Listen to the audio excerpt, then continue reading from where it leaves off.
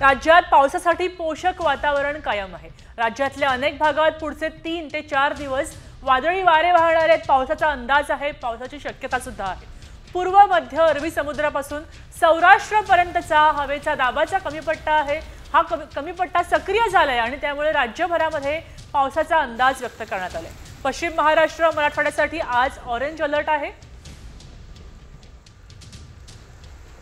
तर कोणत्या शहरामध्ये कोणता अलर्ट दिला आहे आपण ग्राफिक्सच्या माध्यमातून पाहूया।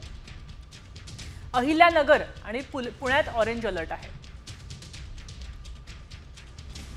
कोल्हापूर, सातारा, सांगलीला सुद्धा ऑरेंज दिलेला आहे। बीड, धाराशिव या ठिकाणी सुद्धा ऑरेंज अलर्ट आहे। लोकांना काळजी घ्यायचं आवाहन केलंय। अहिल्यानगर आणि पुण्यात सुद्धा नागरिकांनी काळजी घ्यावी असं प्रशासनानं म्हटलंय।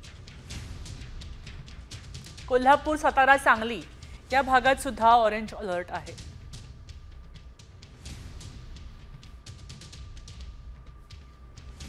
आता येलो अलर्ट कुठे आहे? मुंबईत आहे। रायगड, रत्नागिरी, सिंधुदुर्ग मध्ये आहे।